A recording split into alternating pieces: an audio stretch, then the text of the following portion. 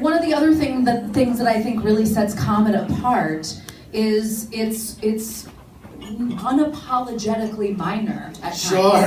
Yeah, I was just noticing tonight that probably over 50% of these songs are minor keys, which is just part of my psyche, I guess. So I've always been drawn to incredibly dark harmonic language, which certainly that last song did, and the next song is certainly about that too. Also going back to movie musicals, being very much raised on movie musicals and also on animated musicals. My other, probably the fifth musical in the top three. Thank you. Would be a more untraditional choice, but it is Tim Burton and Danny Elfman's The Nightmare Before Christmas, which I truly, as a kid, I've probably watched that movie like 500 times. It's just such an incredible... Yeah, and so much of that, and I mean, for me, it's like the harmonic language of that score is just appallingly dark and minor. It's all about Halloween, so I've just always kind of loved that. Also, the orchestrations in that show are absolutely incredible. So Danny Elfman is one of my all-time favorites. Genius. Yeah. And it also, I think the reason that I respond to it so much is because, you get a lot of people who, I'm sure we can all relate, musical theater, it's so happy, and they're always just breaking into song, and shows like Cabaret and Chicago and Kurt Weill's catalog, and it shows that there can be musical that comes from a very different place. And I think Comet absolutely fits in that pocket. Yeah, and the other thing I should mention, this is a fun thing for you to go home and YouTube later, if it's still up. But someone did actually make an amazing mashup of Jack Skellington's final aria that he sings in the graveyard with Dust and Ashes. Shut the front door. So it's like Josh singing Dust and Ashes with that footage, and it's incredible. So whoever made that, God bless you. I hope it wasn't taken down yet for copyright reasons. Okay. For live show purposes, no one get out their phone right now. But you better know and believe, trust and believe, we're all looking that up as soon as this show is over. But that's phenomenal. I cannot wait. And Jack Skellington truly has this whole existential kind of midlife crisis, very much like Pierre. So We're about to hear a song sung by Jack Skellington, very much in the existential crisis world. Fabulous. Please welcome to the stage Heath Saunders.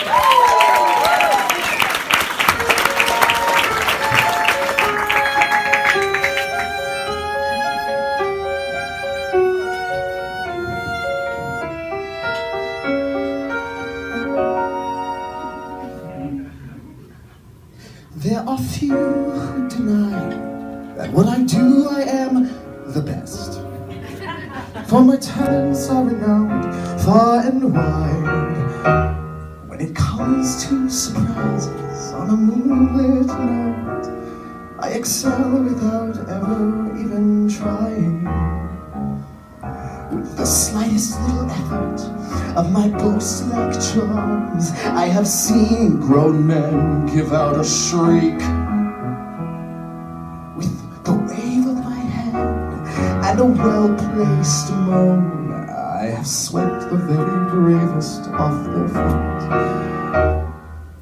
But year after year, it's the same routine, and I grow so weary of the sound of screams, and I, Jack, the Pumpkin King, have grown so tired of the same old thing.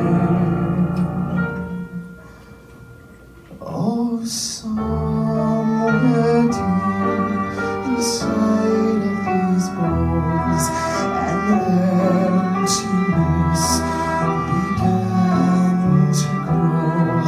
There's something out there far from my home, a longing that I've never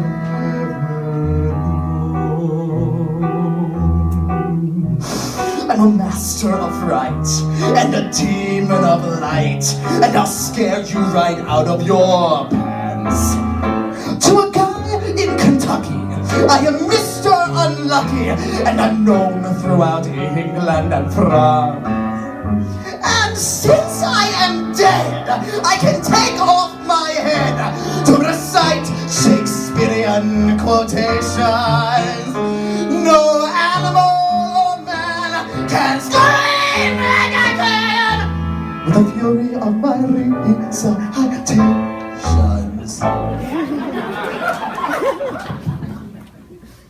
But who here would ever understand that the pumpkin king with the skeleton grin would tire of his crown if they only understood he'd give it all up if he only could. Oh, there's an empty place in my bones that calls out for something unknown. The fame and praise come year after year, does nothing for these empty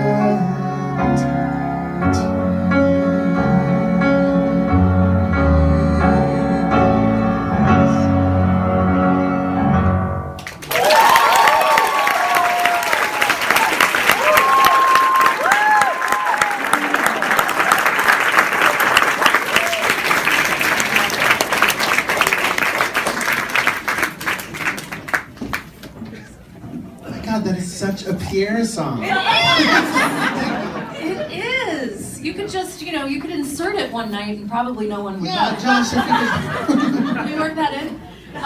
So I mentioned cabaret before. Kander and Ebb were the first composers that taught me that musical theater could be dark and still, really incredibly enjoyable. Totally. And so where's your cabaret influence? Cabaret, if probably the sixth musical in my top three. Wait, how many songs do we have here Come tonight? on, where are you going?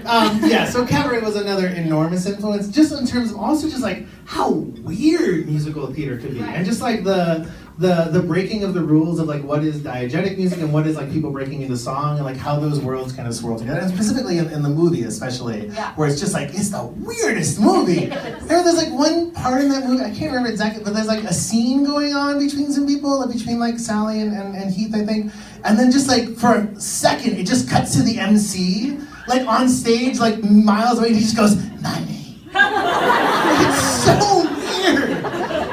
So yeah, for me as a little pipsqueak in Cleveland, Ohio, I was like, wow, that's cool.